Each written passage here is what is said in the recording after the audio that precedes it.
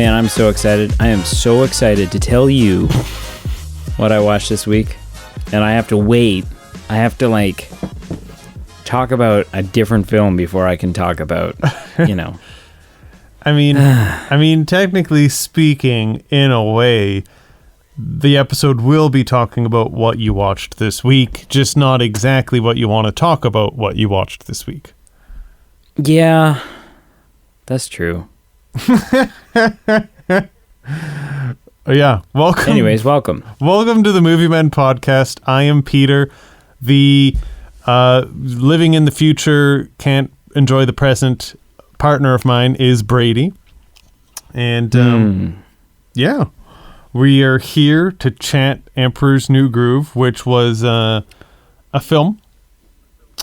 And like sometimes we do, we had a vote. And the clear winner was Emperor's New Groove.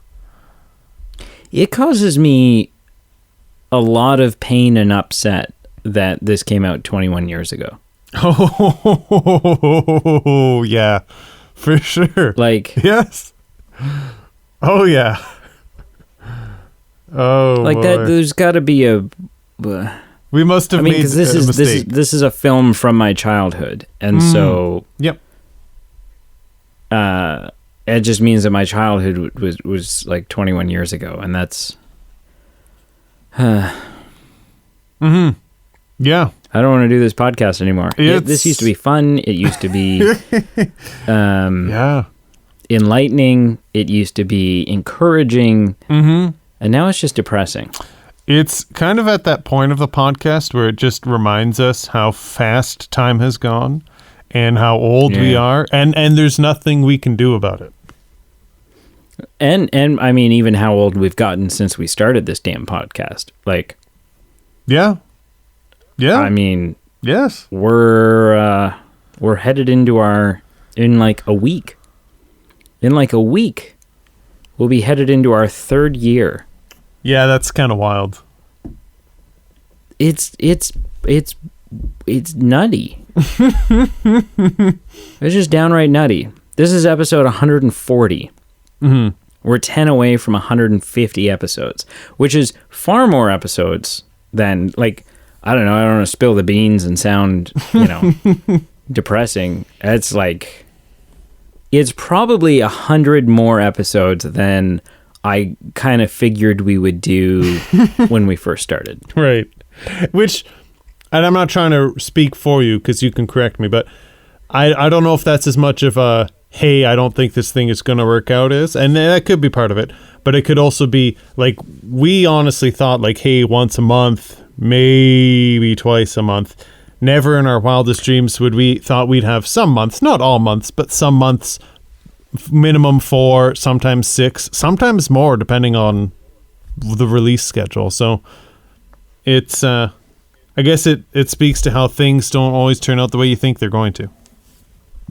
Yeah, I mean, I would say, I think it is. It's a combination of that. It's a combination of like just the gusto at which we've approached the show, for sure. Because otherwise, like with some of our original, like, how should we approach this? It's quite possible that right now we would be nearing like our 25th episode. Right.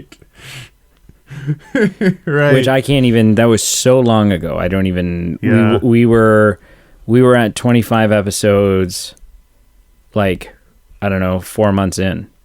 Yeah, I think 25 would date us back to like the early Star Wars days when we reviewed all 8 Star Wars movies leading up to episode 9 coming out, which was again fall 2019. So the fall of 2019, for sure. So I think it was partially that, and then I think there was a little bit of like, we'll get sick of it, like, we won't really be committed to it, right. Which I don't think we would have been had we done once a month. We would have been like, right. I don't know. You just wouldn't have that kind of schedule, that kind of like routine of like, okay, yep, here we go. It's that time of the week. Because it does. It's like a part of my cycle now. It's a part of like, once a week and it's almost like, in some ways, it's kind of like how I tell what part of the week I'm in.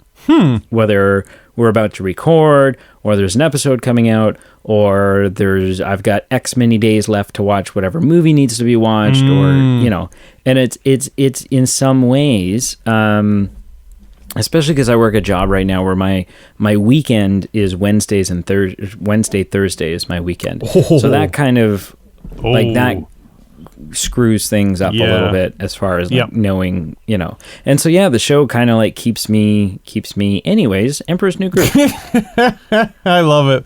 That's what podcasts are about. They're about delving into we spill the beans on what's going on, and people are gracious enough to listen, and that's what it's about. But Emperor's New Groove, 2000, alarmingly a long time ago. Like disgustingly forever ago. But we let the audiences choose the episode or the film we'd review this episode, and Emperor's New Groove was just overwhelming, the response. It was close. It was a photo finish for sure. No, there was like a 17 vote gap between the first and the second place. And then I don't think the other two got any votes. The other two were single digits, and not like a solid single digits, like pushing almost 10. Like it was just like you have single digits, more than one, but not much more. It was disgraceful, which is a bit of a shame because I've never seen Road to El Dorado. I rewatched it with my wife. I don't even know what it's about. Yeah, it's a similar. Actually, it's not similar at all. But it's about these two guys in Spain, and they find the lost city of gold. I think it's the lost city of gold, and it's kind of similar. There's some musical numbers. It's kind of funny. I don't know if there's really a big moral because they're thieves, but I think they learn from their mistakes a little bit. I watched it on Disney Plus. It was okay to watch it, but I don't need to watch it again anytime soon. Yeah, okay. There was I have to admit, it's on Disney Plus. It's a Disney movie. It was I do not think it's Disney, but it was on Disney Plus. Or Amazon Prime. Amazon Prime. It was on one of those two, and I was surprised that it was on that one. Okay. But okay. Yeah. Has some laugh out loud moments, but nothing special. Okay. Makes sense. Yeah. Like you said, What Women Want would have been an interesting conversation. As far as 21 years ago, some things I'm sure were appropriate. I haven't seen it recently, so it would have been interesting to see how did it age. Yeah, I mean, I haven't seen it in like 15 years or something. Exactly. I would have seen it at an age where I was too young to appreciate it. Sure. And then right, and get all the jokes and stuff. Oh, yeah. And you're too young to realize Mel Gibson was a corn dog. Mm-hmm. And then Meet the Parents was the other option. A funny film from what I remember. Some big star power, but again, didn't get much traction on the vote. But pop culture, a significant film. Yeah, and to me, I always see Meet the Parents. Like Meet the Parents is a good movie, but to me, it's just it's the necessary setup to the movie Meet the Fockers. With the introduction of Barbra Streisand and Dustin Hoffman, right, as Ben Stiller's parents. To me, that's such a good movie. Sure. Is that the second or third installment? That's the second one. Gotcha. The third one was Little Fockers, right. And I didn't watch. I watched maybe the first 20 minutes of it, and I was like, no, this is a cash grab if I've ever seen it. Oh, okay. Yep. It's just kind of like a direct to. It's like everyone's seen My Big Fat Greek Wedding. Sure. Yep. Well, I don't know anything about the sequel. Do you? I do. It was. Oh no, you watched it? Yeah, It was one of those films. We went to a drive-in that summer, and Okay. I would not have watched it. That's okay. Yeah, it was that film and another film. Couldn't tell you what the other film was. It, even for the sake of doing something for the drive-in, like, it was kind of cringeworthy. Like, it was really sappy, really felt like, hey, we it's been 10 years or however long it's been. We need some more cash, so come see our sequel. Like, it just felt like, I don't think really something needed to be done, or if it did, it wasn't done in a I think great it was way. I think it's one of the biggest cases of too little, too late. Like, Sure. the first one was amazing. The first one is a hilarious comedy. Yes. And if you haven't seen the first My Big Fat Greek Wedding, you need to watch it because that movie's amazing. It's incredible. And I haven't seen the second one. But it's from what I understand, it's not great. It's not great. Maybe too little, too late, but also, like, I'm quite certain that there was a spin-off TV show, and it wasn't so hot. Like, there was, I think so. There was, like, not all the actors. There was a bit of a gap. Like, a few of them came back. The main one, maybe the parents, I forget. But it fell off quite a lot. So, regardless, how did we get? I don't even know how we got on this. Emperor's New Groove. Emperor's New Groove. I will hit you with a trivia question, and then I'm going to hit you with a hot take. Okay. So, trivia question is, if you can get it, Mr. Allers, trying to find his first name. Mr. Allers. Mr. Allers. Roger Allers. So he was the director of The Lion King, and he was slated to direct this film. Slated, I'll talk about, there was some creative differences. He eventually pieced out, so he was not part of it, or at least not significantly. Okay. But regardless, when they were kind of doing the footwork for this film, he reached out to a musical artist.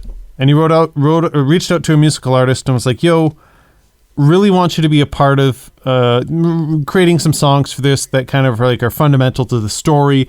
I really want you on board to kind of proceed with this project. And he kind of experienced that, with Lion King, with Elton John. Elton John just made some rock solid hits that were just fundamental to the movie, because they're like key songs to key moments of the film. And regardless, anyway.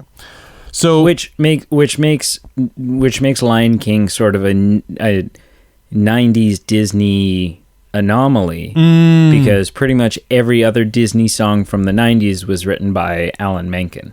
Oh. And pretty much has been since. Like, I think Alan Menken did Tangled. He did. Oh, wow. Did some Moana? No, Moana was done by Lin-Manuel Miranda. Oh, right. You might be right on that one. But yeah, Alan Menken is like everything you know from A Little Mermaid to Beauty and the Beast to Pocahontas. It was all written by Alan Menken. Wow. So that's cool. Yeah.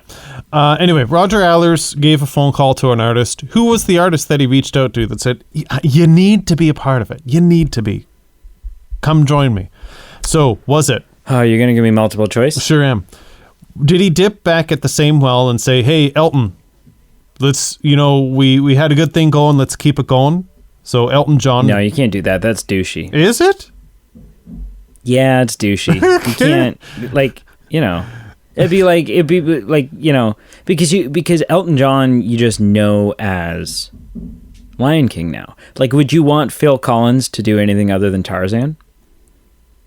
I would, just because I'm greedy. I want more, but maybe I just want more Phil Collins. Yeah, sure. But I get your point.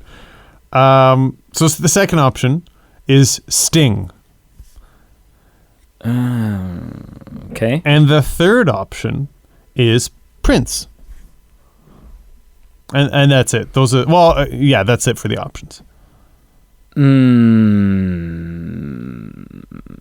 Those are three very different options. They are. So again, I don't think it's Elton John. Okay. It very well could be, because then, they've got that working relationship. It's like, I'd love to work with so-and-so again. I'm gonna go with... Prince did a lot of music for the first Batman movie. Really? Yeah. Well, there's like that song in the museum. It's a Prince song, and then also the song, the parade song. I'm going to go with I'm gonna go with Prince. Cool. It was actually Sting. Yeah. Yeah. That was my second guess. Yeah, and apparently something along these lines, Sting was like, yes, but as part of me agreeing to do this, I want my wife to like make a documentary kind of our involvement. And that's douchey. and like it wasn't like solely on that, but like the documentary was to include that chapter of what they were doing. And it ended up that obviously Sting wasn't involved, and Roger Allers eventually departed. I guess Disney kind of wanted to go in a different direction. I guess it was like this was in production for 6 years. So this came out in 2000. They started shortly after Lion King, but apparently Hunchback of Notre Dame and Pocahontas didn't fare as well as Disney wanted. And so they kind of said, let's go in a different direction. Instead of a dramatic musical, let's make it light, let's make it fun. And some creative differences. Roger Allers said, finally, like, I see too differently, I'm leaving. And then a different creative team kind of pushed forward with some different things in mind. So along with that, Sting ended up not being involved. So the music in this film doesn't stand out to me. So No. I don't know if that... Of note, there was apparently a song, and I could watch the movie again and maybe recognize it, but there was a song by Bob Dylan. Not him singing. No, I think it was of like a cover by. Because you would know, you'd be listening to it and go, "Oh my God, is this Bob Dylan?" Right. No, I think it was a cover by maybe the Wonders, but anyway. Okay. Yeah. Cool. So yeah. And just related to trivia, just of note, apparently Ponca's wife, who was pregnant, apparently was the first Disney animated feature to have a pregnant woman. And my only other thing, it's not really a trivia point, it's more just like a conversational point related to trivia, I guess. But it was interesting. Apparently in Disney contexts, this film was not a financial juggernaut. Like it didn't fare as well as maybe they had hoped. It was still profitable, still made a lot more than the listed production value was. But it was really, like, I feel like it's just kind of a film that's grown. So I feel that's shown in apparently... Maybe a Disney cult classic. I mean, I'm pretty sure I owned it as a kid. I think I had it on VHS. So that's the thing. And apparently a year after, so it did okay at the box offices. And then the following year it led, and it was the best seller for home video sales. So it did pretty solidly there. But yeah, I think you're right. Like, I think it has gained a cult following, and with internet culture, I definitely think it's been a snowball effect that's kind of built some momentum. Which, I mean, and that's totally possible. Like, I'm certain I didn't see this movie in the theater. And because there wasn't a lot, like, I would have been 8 at the time, and there wasn't a lot of theater going that was happening when I was 8. Sure.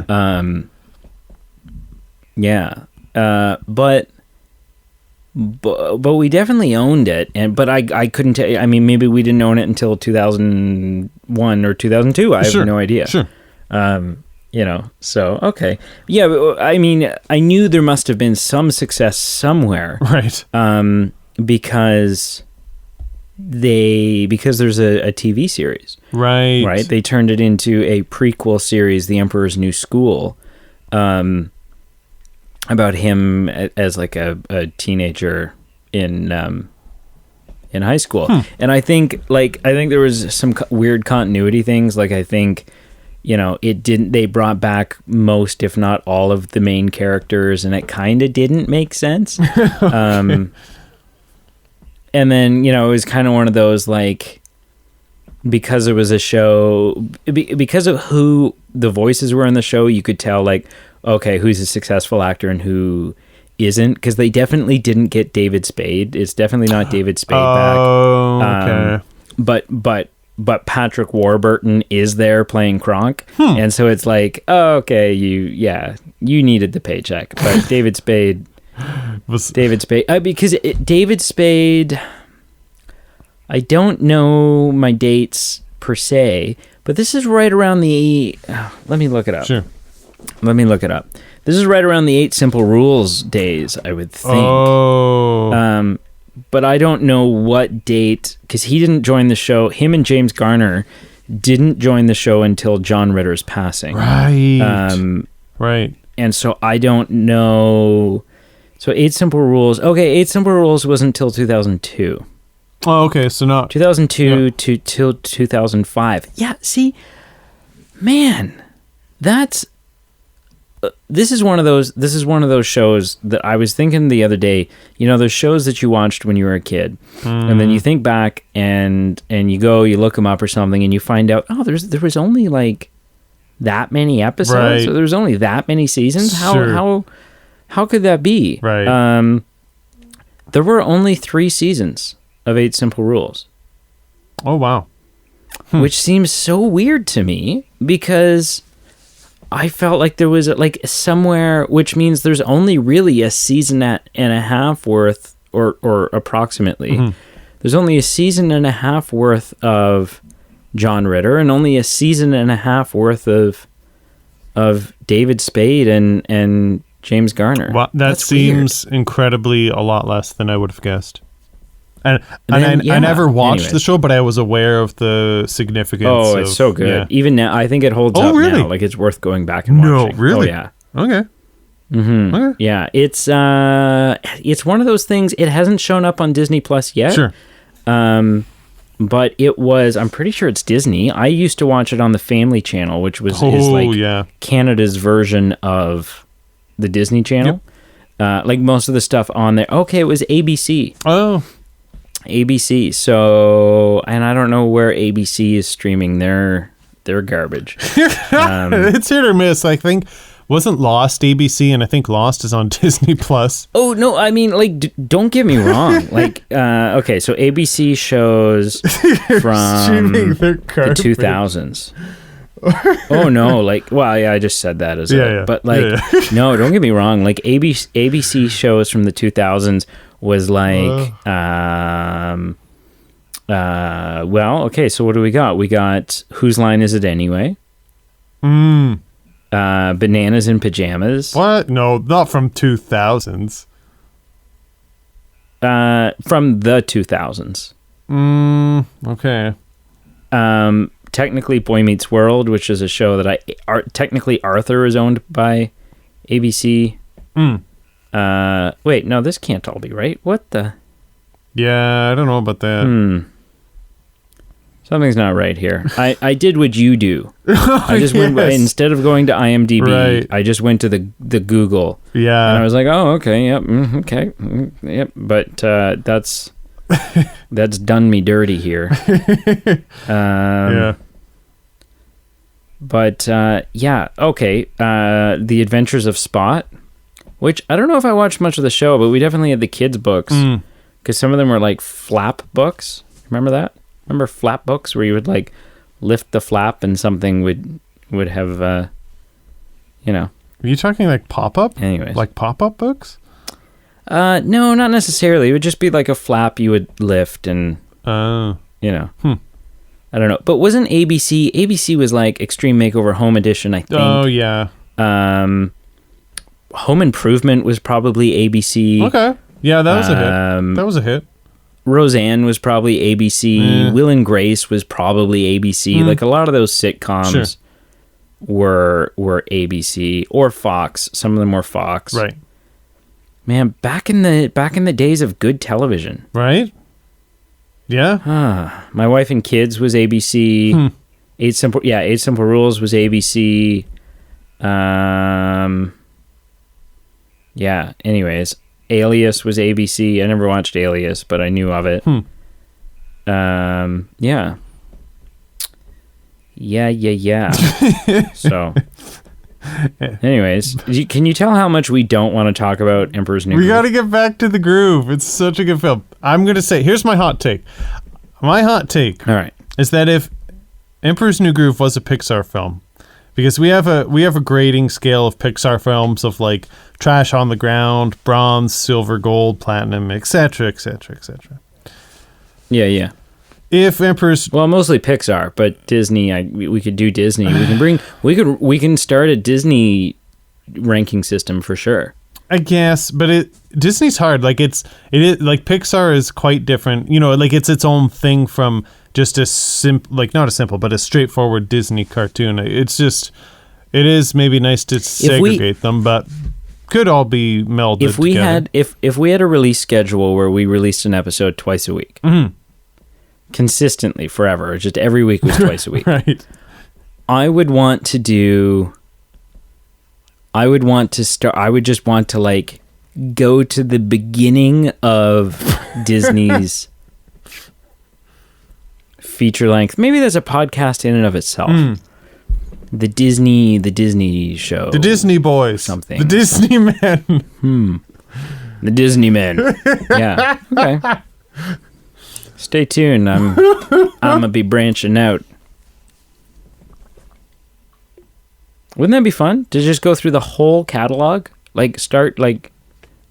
Listen. I think it'd be fun. I'm actually sold. Like I think, and maybe there's some things you'd have to weed through, because I think there'd be some stuff that I'd have no interest in, or some stuff I'd say I'm not that intent on. But there would be a lot of stuff that I would be interested to propel and hold up and be like, hey, this has aged well, or this has been garbage, let's rip on it. But yeah, I think it would be a lot of fun.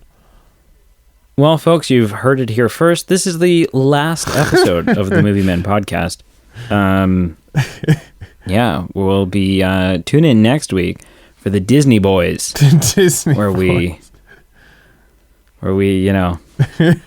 Anyway, listen, we got to get back to Emperor's New Groove, because the hardworking folks have voted and they want to hear some grooviness. So we gotta reward them. Okay.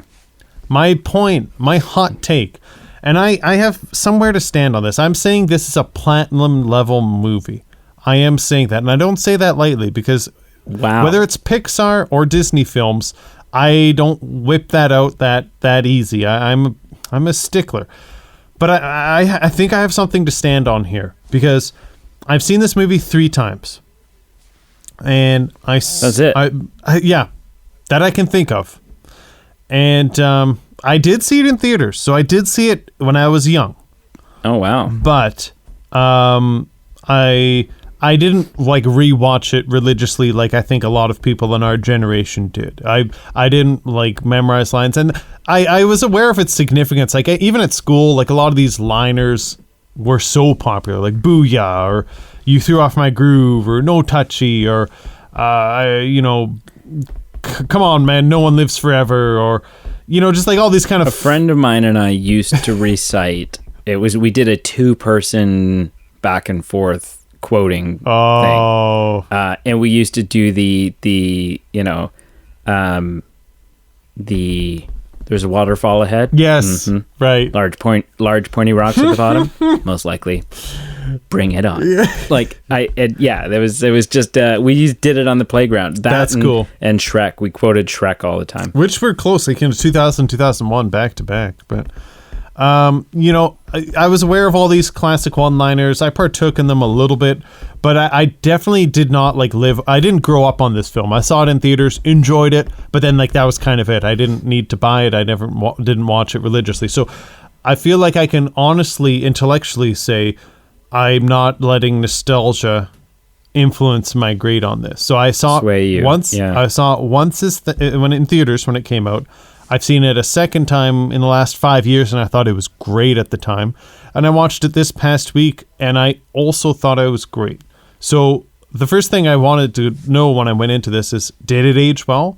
And I've seen it 3 times, and I can confidently say, yes, it has aged well. It is so done in every facet. I don't want to think about what the film was going to be with the original creative direction, about being more of a serious kind of musical drama.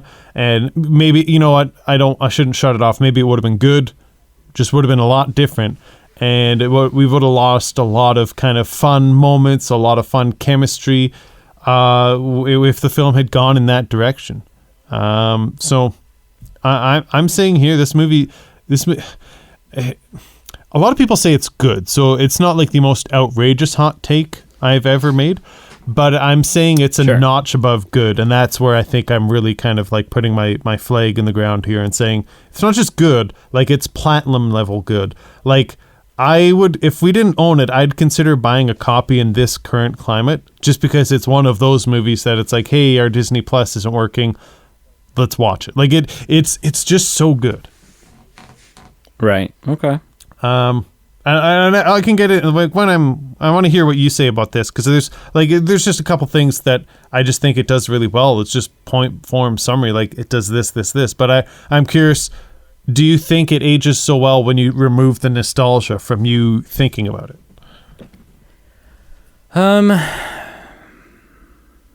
I think it's a good movie. I think it's a fun take on a classic fable or a classic allegory, would you say?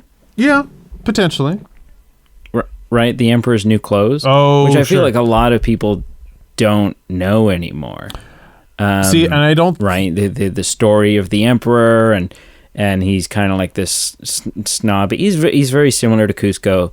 And this guy... He demands, what is it? He demands some new fancy clothing, and so this guy tricks the Emperor into being naked, and just tells him that like the clothing that he's made for him is so special that only special people can see it, and then the Emperor starts like panicking and freaking out because he can't see it, and so he thinks to himself like, oh gosh, like I'm not special enough to see the clothes, but and so everyone's laughing at him and all this stuff. And I don't know what the like don't be a dick, I think was the moral. But anyways, so that I mean it's a fun take on that. Right. It's got a great message. Yep. It's got a fun cast in David Spade, Patrick Warburton, John Goodman. Yeah. It's funny. Particularly that one old villager guy. Sure. Oh. That like comes to see Kuzco and is like thrown out the window and stuff. Yeah, it's got a lot of heart.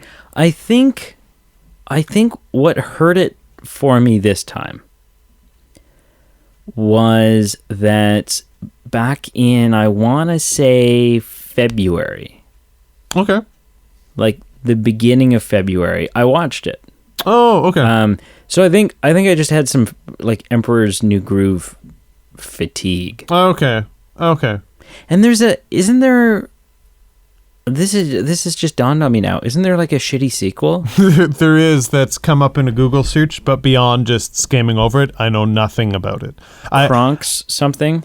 Yeah, and I'm not sure how much of the original... Like, I don't know if David Spade came back. I will look that up now. Yeah. Kronk's New Groove, a 2005 film. Okay. Musical comedy. Looks like a full cast return.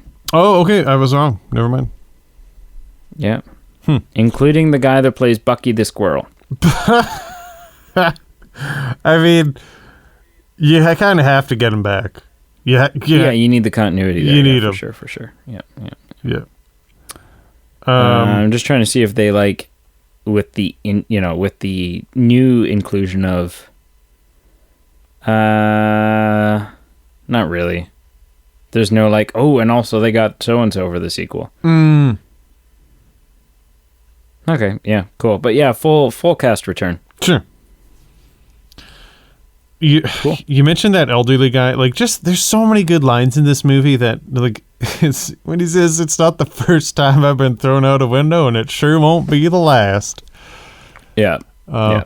You know, so I think what it does for me, I think everything in this film is done well. So it's got a good story. The Kuzco story arc is great. It's a little one-dimensional, obviously, but it's still good. Obviously, we're all invested in Paca, and you know we're invested in him and his family. But everything about this comedically, like the timing of this film, it's not just what they do, but the comedic timing is so on point. And just what they're doing is funny, but it's all fueled by the timing. And so as a result, everything, and I say this quite confidently, like I'm not exaggerating, hyperbole, I'm being quite sincere. There's not one bit, there's not one joke, there's not one skit that falls flat for me. Now, there's some that I just chuckle at, and there's some I kind of laugh more using my tummy. But there's not one thing that I go, you know, that's more for the kids. Or, oh, yeah, you know, that's kind of age well. And maybe it's because I haven't seen the movie enough. Maybe if I had a bit more Emperor fatigue, maybe I wouldn't be saying this. But there's just just that comedic ability and timing and follow through. This movie is so good, and I say with 100% confidence, it's in the platinum level of Disney films. I honestly do. And Rotten Tomatoes agrees with you. It has a Rotten Tomato score of 83. Okay. Yeah, that's respectable. And Kronk's New Groove has a tomato meter score of, drumroll. Yes. Can I guess? Can you give me I'm going to go below 50. Below 50. Give me a window. Below 50, but above. Above, I'll say between 10 and 30. Oh, that's okay. You're incorrect, sir. Oh, okay. Yeah, so it has it's one of the select few with a tomato meter score of 0. Oh. Yeah. It has an audience score of 44, but you know that's just people who are like, well, I put it on and my kids watch it, so must be good. It was the same. I was a little hurt that Atlantis: The Lost Empire didn't win a couple weeks ago, and so I watched it on my own. And, you know, it was okay. Not bad. Like, it was just decent. Definitely not in the platinum level.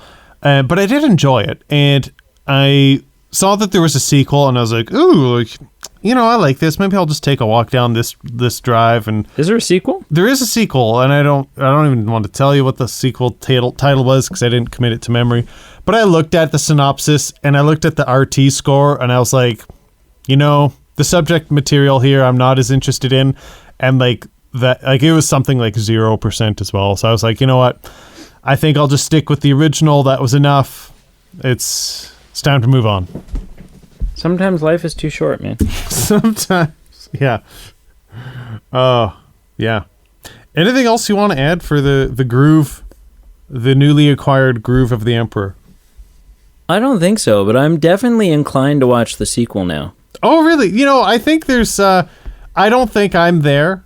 I'm not, but I would be intrigued to hear about it. And then you could say yay or nay, and then I might potentially watch it. You know, I'll say yay no matter what. I don't think you will. Yeah, I would say yay until you actually watched it, and then I would apologize and be like, "Can we rip on it now?" Oh yeah, yeah. But yeah, maybe The Emperor's New Groove Part 2, which I know that's not what it's called, but maybe it's like the Paddington 2 of the 2000s. Yeah, I mean Rotten Tomatoes disagrees, but we need to get on that. Yeah, yeah, I hear you. We need to stop talking about Paddington 2 and just do it. Oh, it's happening. It's just TBD. Yeah. Yeah. Cool. Mm-hmm. So scale is 0 to 10 then for me. I'm guessing something relatively high. For me, yeah. So I gave it a 7.7. So on my scale, there's the different tiers of like, I wouldn't touch it with a 10-foot pole unless I was a cottage. And then there's like, you can rent it and then you can purchase it. And then the upper level is spending money at a theater. How my scale works is like, how much effort do I want to put into seeing a movie? So this got a 7.7, which means I would put the most effort into watching it. I would get a babysitter. I would see this in the theaters. I wouldn't, it's not like Lord of the Rings or Titanic or something where I could watch it like twice in the same year. I would have to let it breathe a bit, let some time go, but I would totally see this in theaters just because it's a hoot to watch. I can laugh with whoever I'm watching it with. So, it's in that max effort, worth it category. So 7.7 on my scale. I use Marshall's scale as well. That's more just a traditional, where does it rank on a normal person, 0 to 10, and then it's just a number. There's no kind of hidden meaning like my scale. But on Marshall's scale, I gave it a 7. I could maybe go as high as an 8. So regardless how you cut it, regardless of what the number means, 7.7, 7, 8, somewhere in that range. Respectable number. Not perfect, but considering everything that it does and the time and everything else, I think that's a respectable score. The only thing I took away from that is that you referred to Marshall as sort of the gold standard for normal person, and I think he'll probably be very appreciative and honored. That being said, he might not, because like he's not a Renaissance man, but like he's not a traditionalist who's like, hey, I need my white picket fence, I want to be normal. Like he has interests, he has desires that are maybe not. I don't know what I'm trying to say about Marshall. I'm just saying I don't know if he would. Can I bail you out? Sure. He strikes me as a niche guy. Yeah, and I mean that in a complimentary way. Like he has a lot of absolutely. Unique, yeah, exactly. Yeah, absolutely. So I don't think anyone really wants to be like, hey, I want a tattoo that says normal on my back. But I don't think if there were a group of those people, I don't think he'd be leading the parade. Sure. Okay. Yeah. For what it's worth, I don't know what the significance of me explaining that was, but it's there. I have no idea what you're talking about, but yeah. Okay. What would you give it out of 10? We're right on par. I gave it a 7.5. Nice. So, nice. Yeah. You know what? Good. Probably usually better than I remember. Oh. Like normally, maybe like I sit down and I'm like, oh yeah, I remember this movie. I remember it being good. And then I sit down and I watch it and I'm like, oh, this is actually this is clever. Like this is a good movie. Yep. I think I was just fatigued this time for sure. That's fair. So, cool. There's a question I'm going to ask you, but first I want you to explain the alternative to me asking you. Sounds good. And what that can get you. Right. So, folks, we do this thing. You can do it anytime, any day. You ask us what we watched this week. You start the segment. So all you have to do, send by email or by Facebook Messenger and use the voice clip app or voice clip button. Send us a voice clip that says, hey, I'm so-and-so. I'm from somewhere. And this week I watched this film. I thought it was good. I thought it was bad. I thought it did this. But, I would recommend it. I wouldn't recommend it. What did you guys watch this week? And then you kind of set us up and then we'll start that segment. What we're doing a current giveaway. So currently we're giving 3 $10 gift cards away. Potentially iTunes gift cards, but if iTunes isn't your thing, don't let that be a hiccup. It'll be $10 of some store that's like, McDonald's, Starbucks, something that's easily accessible. And either you have to be an existing patron of our Patreon page or join our Patreon page or get automatically entered if you send us a voice clip of what we watched that week segment kind of voice clip. Yeah. So those are the ways you can enter. I like it. So what'd you watch this week? Yeah, I think I don't have much to say. I don't think I watched anything. It was one of those weeks I just didn't have time. I didn't have time, or when I did, I just didn't sit down to watch a movie other than Emperor's New Groove. And I also just wanted to give you more airtime because I was so curious what the heck was so important that you were this excited to talk about what you watched. So I didn't watch anything this week. I pass it over to you. What did you watch? Yeah, don't worry. I took care of both of us here. So I watched 6 films. 6 films. Yeah. From when we last talked 7 days ago, I've watched 6 films. That's insane. Yeah. Yeah. Wow. Okay. Yeah. And I'm not going to beat around the bush, man. I watched the first 6 episodes of Star Wars. Okay. Yeah, there it is. Okay. Yeah. That's cool. With someone Oh. who had never seen them. Interesting. Which is like a gold mine. Which is like... Ooh. It's so just to be able to experience, but hang on, it gets juicier. How? Here comes some Star Wars, like some OG 70s and 80s Star Wars spoilers. Okay. I mean, I feel like that's fair game at this point. Sure. This person did not know that Vader was Luke's father. Bold. Okay. Yep. And didn't know that Luke and Leia were siblings. Oh. Wow. Which is like, that is, to find a Star Wars blank slate like that is incredible. And it's incredible that because I think there's a lot of people that do have that blank slate, but because they're a blank slate, like they're that blank slate for a reason, because they don't have interest, so they wouldn't want to watch it. But they've seen the memes and they've seen whatever, so they know Exactly. So this person knew no, I'm your father. Okay. But they didn't know who was saying it and who was saying it to who and what the context was. And so back it up. So you've watched the first 6, but the big question that's burning on my mind: what order did you watch those 6 in? here we go. So I mean, that's completely it's completely determined by for me, it's always completely determined by who's in the room and what do they know. And the order I watched is not without its flaws. Okay. There's a couple of things that about it aren't great, but I do think it's the best order given the information that this person already had and or didn't have. So one of the flaws about this order is that the spin-off films don't fit into it very well. Okay.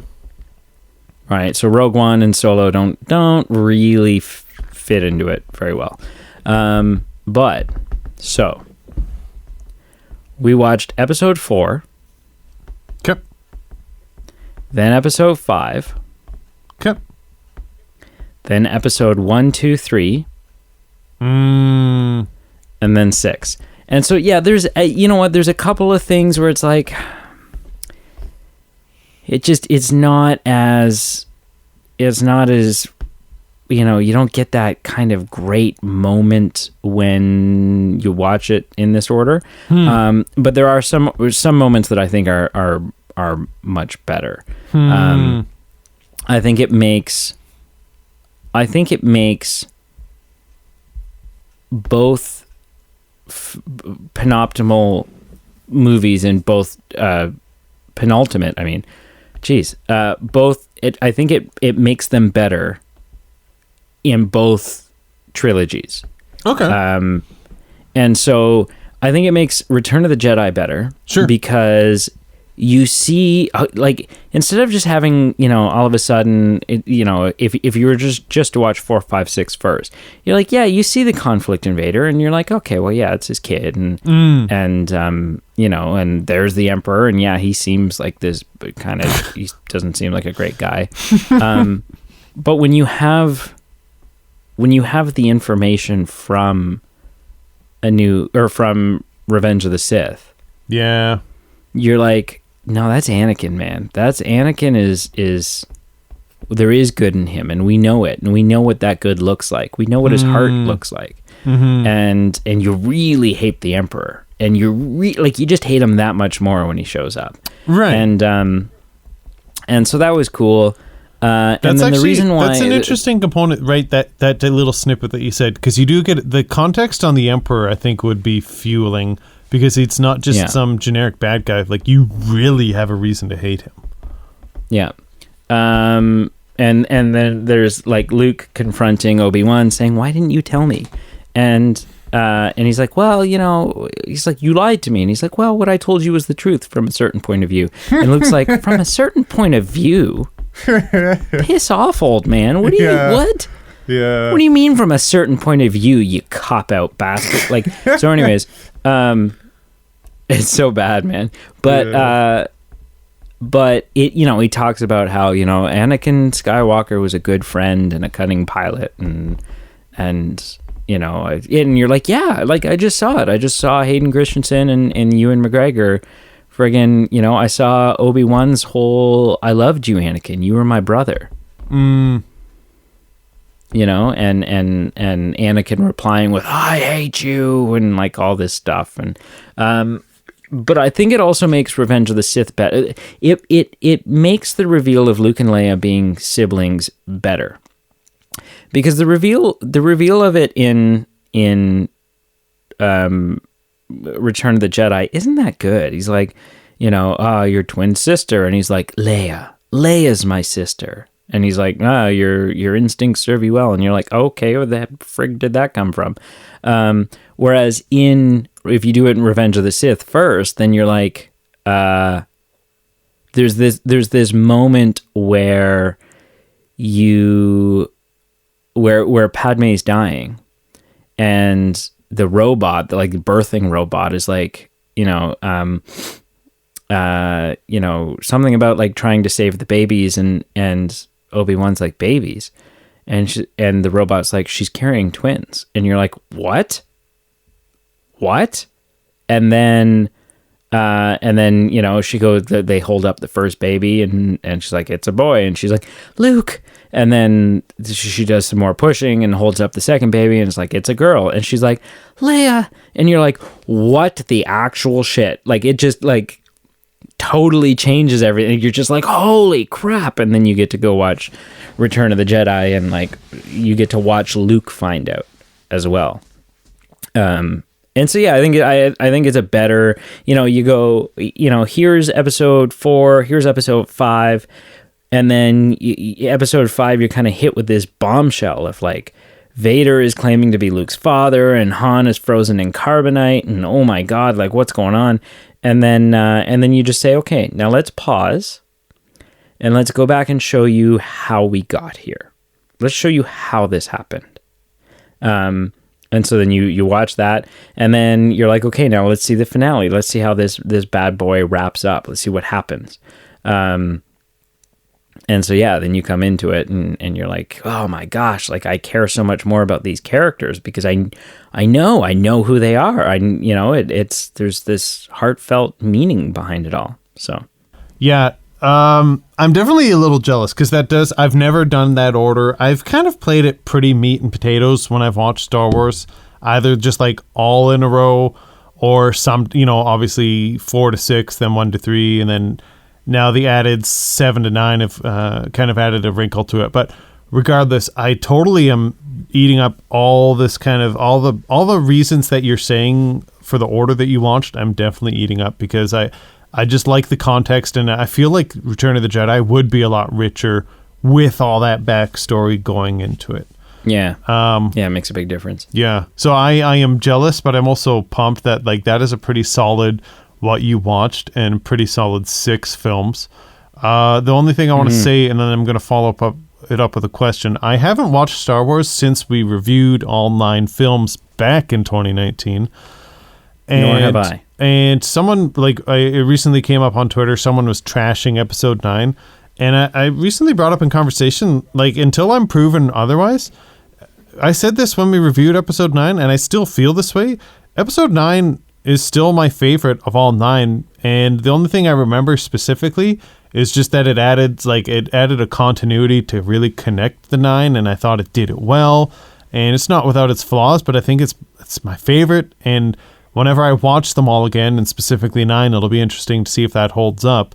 But yeah, I stand by it. It's not a popular take. A lot of people are hating on it, but my question to you is, well, I'll be able to tell you that in a couple of days. My question is, and I don't think there's not really a question, but I guess just now, I guess you just do the 7, 8, 9. Like, there's nothing special left as far as order, right? Yeah, I think that's the plan. Like I said, there's no, like, in theory, actually, you could do, Mandalorian would fit in pretty nicely right now. But I'm just going to do 7, 8, 9 and just kind of let that unfold. Nice. The downside to not doing 4, 5, 6, 1, 2, 3, 7, 8, 9, the downside to that is it hasn't been as long since we've seen. You lose a little nostalgia factor seeing the characters come back as their older selves, because it just hasn't been as long since we've seen them. Yeah, that's fair. So, but that's it. Cool. Well, that's a solid what you watched, for sure. Yeah.